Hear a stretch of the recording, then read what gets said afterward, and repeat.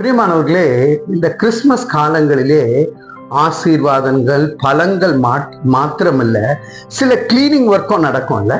நம்ம எல்லாம் கிளீன் பண்ணுவோம், ஒட்டடை அடிச்சு புதுசா டெக்கரேஷன்லாம் பண்ணுவோம்ல. அது போல அந்த கிளீனிங் ஒர்க்கும் நமக்கு இந்த கிறிஸ்துமஸ் காலங்களிலே நடக்கும்.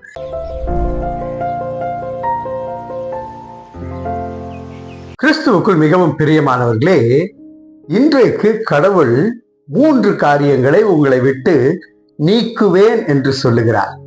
என்ன பிரதர், 3 ஆசீர்வாதங்கள் கொடுத்தீங்க, 3 பலன்கள் கொடுத்தீங்க, இன்றைக்கு 3 காரியங்களை எடுத்துருவேன்னு சொல்றீங்களே அப்படின்னு நீங்க பாக்குறீங்களா? பிரியமானவர்களே, இந்த கிறிஸ்துமஸ் காலங்களிலே ஆசீர்வாதங்கள் பலன்கள் மாத்திரமில்ல, சில கிளீனிங் ஒர்க்கும் நடக்கும்ல. நம்ம எல்லாம் கிளீன் பண்ணுவோம், ஒட்டடை அடிச்சு புதுசா டெக்கரேஷன்லாம் பண்ணுவோம்ல. அது போல அந்த கிளீனிங் ஒர்க்கும் நமக்கு இந்த கிறிஸ்துமஸ் காலங்களிலே நடக்கும். எதை சொல்லுகிறேன் என்று பார்க்கிறீர்களா? நீதிமொழிகள் 22வது அதிகாரம் 10வது வசனம் சொல்லுகிறதை கேளுங்க. பரியாசக்காரனை துரத்தி விடு, அப்பொழுது வாது நீங்கும், விரோதமும் அவமானமும் ஒழியும். 3 காரியங்கள் உங்களை விட்டு நீங்கும். முதலாவது காரியம், வாது நீங்கும். சண்டை சச்சரவெல்லாம் நீங்கும். உங்க வீட்டுல சண்டை சச்சரவு எப்பொழுதும் நடந்து கொண்டே இருக்கிறதா? அது உங்க வீட்டுல இருந்து போயிடும். You will clean it up for a better celebration. 2வது என்னன்னா பாருங்க, விரோதம் ஒழியுமா. இப்போ உங்களுக்கு எதிராக யாரோ விரோதமா இருந்தாலும், இல்ல நாம யாரு மேதோ கசப்போடு இருந்தாலும், அது உங்களை விட்டு ஒழிந்து போகும். விரோதிகள் ஒழிந்து போவார்கள். எவ்வளவு மகிழ்ச்சி இல்லைங்க? 3வது காரியம் அவர் சொல்லுகிறாரு, அவமானம் ஒழியும் என்று சொல்லுகிறார். ஏதோ ஒரு ஷேம் உங்க மேல இருந்திருக்கலாம், ஒரு கில்ட் இருந்திருக்கலாம்.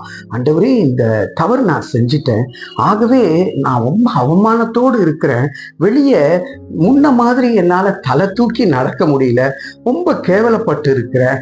ஆண்டவரே, நானும் என் குடும்பமும் ஒளிஞ்சு போயிட்டு இருக்கோம் அப்படின்னு நீங்க நினைச்சு கொண்டு இருந்தீங்கன்னா, இந்த நாளிலே கர்த்தர் சொல்லுகிறார், அவமானம் உங்களை விட்டு ஒழியும் என்று சொல்லுகிறார். நீங்கும் கூட இல்லை, அது ஒழிஞ்சு போயிடும். விரோதம் ஒழிஞ்சு போவோம். வாது இனிமேல் வராது, சண்டை சச்சரவுகள். அப்ப நாம என்ன செய்யணும்? ஒரே ஒரு காரியத்தை சொல்றார் பிரியமானவர்களே, அது கூட நம்மளால செய்ய முடியாதா? என்ன தெரியுங்களா? பரியாசக்காரனை துரத்தி விடு. பரியாசக்காரனை துரத்தி விடு. சங்கீதக்காரன் 1வது அதிகாரத்துல சொல்லுகிறார், பரியாசக்காரர்கள் உட்காருகிற இடத்திலே நாம உட்காரக்கூடாது. அப்போ நாம என்ன செய்யணும்? யார் இந்த பரியாசக்காரர்கள் என்று சொன்னா, ஏளனமாய் பேசுவாங்க. அவங்க வேலை வெட்டி இல்லாம உட்கார்ந்து கதை அடிக்கிற கும்பலோட சேராதீங்க, அவங்கள துரத்தி விடுங்க. அவங்களே என்கரேஜ் பண்ணாதீங்க. அவங்கெல்லாம் பேக் பைட்டர்ஸ், மெலிஷியஸ் காசிப்பர்ஸ். அதாவது தேவையில்லாம காசிப் பண்ணிட்டே இருப்பாங்க, அவங்கள பத்தி இவங்கள பத்தி. இல்ல பெரும்பாலான காரியங்கள்ல பார்க்கும்போது நேரங்கள்ல சர்ச்சை பத்தியும் ஆயரை பத்தியும் அங்க பிரசங்கிக்கிறவங்களை பத்தியும் இன்னைக்கு சோசியல் மீடியால பார்த்தாவே அப்படிதான் ஒரு பாஷை சொல்றாங்க. இப்பெல்லாம் கழுவி ஊத்திட்டாங்களாம். அப்படி ஏளனமாய் பேசுகிறவர்களை நீங்கள் துரத்தி விடுங்கள். ஆண்டவரின் அன்பு உங்கள் உள்ளத்திலே பிரகாசிக்கும் பொழுது, உங்கள் இல்லத்திலே அது பிரசன்னமாயிருக்கும். அப்பொழுது அவர்களை துரத்தி விடும்போது, பரியாசக்காரரை துரத்தும் போது உங்கள் வீட்டுக்குள்ள வாதும் வராது, எந்த சண்டை சச்சரவும் வராது. அப்ப அமைதியோடு இருப்பீங்க, அவமானப்பட மாட்டீங்க.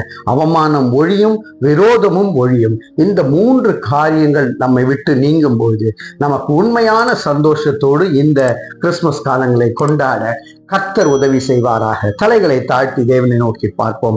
அன்பின் பரலோக பிதாவே, எங்க வாழ்க்கையிலே சண்டை உண்டு, எங்க வாழ்க்கையிலே ஆண்டவரே அவமானங்கள் உண்டு, விரோதமாய் பேசுகிறவர்கள் உண்டு. அவைகள் எல்லாம் ஒழிந்து போய் உண்மையான கொண்டாட்டத்தை நாங்கள் கொண்டாடும் போது இந்த பரியாசக்காரர்களோடு இணைந்து கொள்ளாமல் துரத்தி விட்டு அவர்கள் உட்காருகிற இடத்திலே உட்காராமல் இருக்க கர்த்தர் எங்களுக்கு ஞானத்தை கொடுத்து வழி நடத்தும்படியாக இயேசுவின் மூலம் ஜெபிக்கிறோம் நல்ல பிதாவே. ஆமேன், ஆமேன்.